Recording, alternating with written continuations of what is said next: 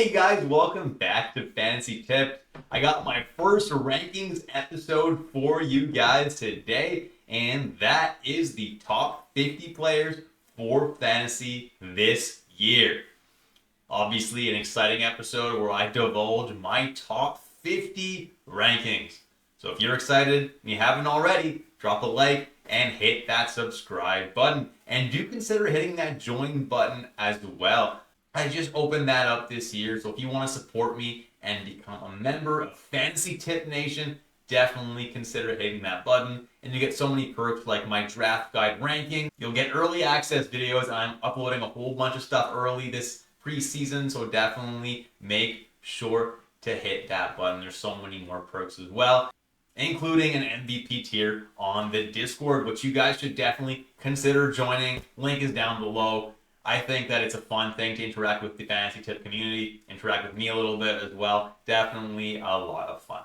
Let's jump into the reason you all clicked this video now, and let's take a look at my rankings, my top 50 players for fantasy this year.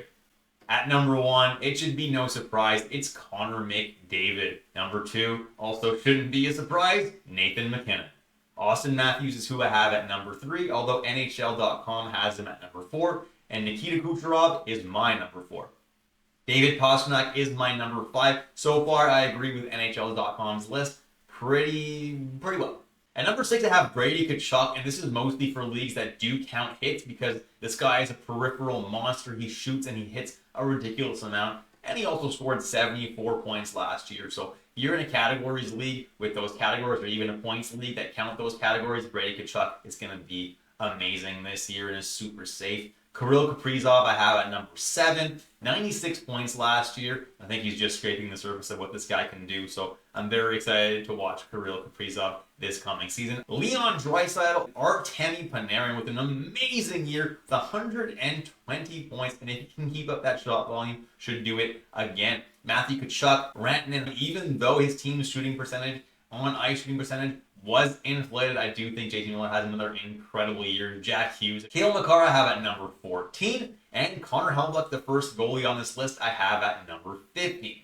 At number 16, I have Philip Forsberg, and this is actually accounting for his injury proneness. And last year played all 82 games, so if he can do that again, could finish well above this ranking. Even William Nylander at number 17. Sidney Crosby at number 18. Barkov at number 19, the NHL had him at number 45, which is kind of crazy. Barkov is always a top 20-ish player. Zach Hyman at number 20, I agree 100% with NHL here. We both have him at number 20. Jake Gensel at number 21 is going to be playing probably on a top line with Nikita Kucherov, top power play over there as well. So he was able to do well on Pittsburgh, on Carolina. He's going to do great with a guy like Kucherov. Sam Reinhart of the Florida Panthers, I have him at number 22. Yes, his shooting percentage last year was really high, but he should be able to put up a little bit more assists, even though he's not going to score as many goals this year. Still got him at number 22, although I'm a little weary of drafting him this year. Mitch Marner, 85 points last year. NHL ranked him all the way down at 38. I think that's a little low. I think 23 is an appropriate ranking for him. Elias Pettersson got at number 24. And Roman Josi, the second defenseman on the board, at number 25.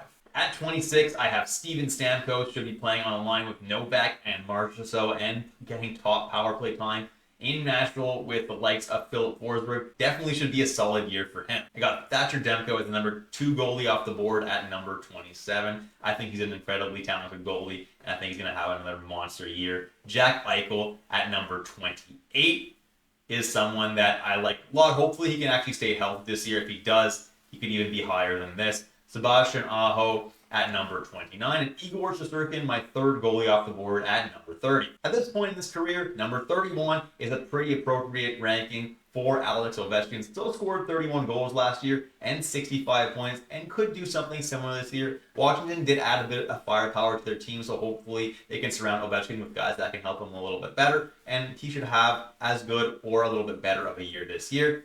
UC Saros is my 4th goalie off the board, and Nashville's team is a lot more stacked now, so UC Saros could even have a better season than last year, which would be awesome. And the Deuce starts so many games. John Tavares, 65 points last year, got him ranked at 33. Vincent Trocheck, had a monster year last year, crazy to say, but he's a number 2 Ranger off the board, 77 points, and I expect him to do really, really good this year once again. Got him at 34. Bobrovsky is my number 5 goalie off the board.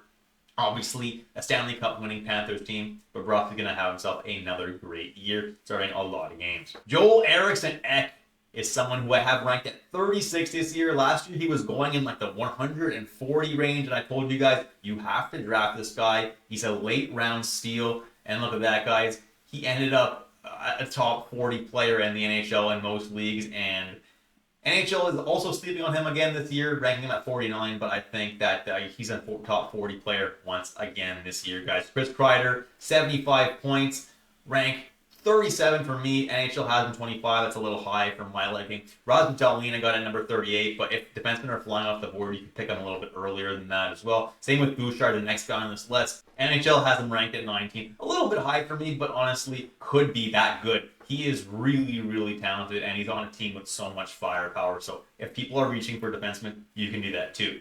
Jason Robertson, the next guy on this list, had 80 points last year, which is actually a bit of a disappointing season after the season before that, but he still ranks around number 40. Adrian Kempe is the only Los Angeles King I have in the top 50. 75 points last year. He loves to shoot the puck, loves to score. Got him at 41. Braden Point at 42 should have himself another amazing year. 90 points. Not sure he's going to score 46 goals again, but should have himself a nice year. Jeremy Swayman I have here at 43. I don't think you should be drafting him much earlier than that, honestly. Swayman has not really ever been a full-time starter in the NHL, so Korpisalo probably still at least gets 1/3 of the games or so in Boston, just to not tire out Swayman. Korpisalo should play well on a good team like Boston as well.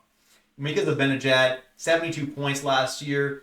I have him ranked at 44. NHL has him ranked a little too low for my liking. Then I have Connor Bedard, expecting an amazing sophomore campaign from him. Last year scored 61 points in 68 games, and if he can stay healthy this year, could do even better than that. I'm expecting good things from Connor Bedard. Next I have Carter Verhaeghe of the Florida Panthers, ranked just about where NHL.com ranked him. 72 points last year. He gets that top power play time, gets to play top 6 minutes on an amazing Panthers team. Carter Verhaeghe is someone who's perennially underrated and definitely should have another great season this year. Matthew Barzal, when was the last time I ranked him in the top 50? Maybe not ever since I started doing this channel.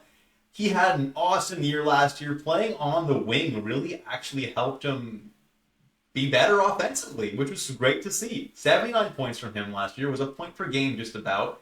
And right wing eligibility is pretty valuable in fantasy hockey. Barzal should continue to do well with that positioning, and I think he's going to have himself another really, really great season. Andrei Vasilevsky of the Tampa Bay Lightning was injured for a good while at the start of last season, but to my knowledge, he's healthy this year and is someone who starts 60-plus games every year. The backup goalie is Jonas Johansson, and he's not very good. So Andrei Vasilevsky is going to get a lot of starts once again this year, and if you get him as your starting goalie, that's pretty good. Travis Konechny of the Philadelphia Flyer is obviously the only Flyer I have on this list. 68 points last year, and this kid's getting better and better every single year. Awesome to see, and he's a top 50 player in my opinion. And finally, I have Kyle Connor of the Winnipeg Jets at number 50. 61 points in 65 games last year, and he is an absolute stud.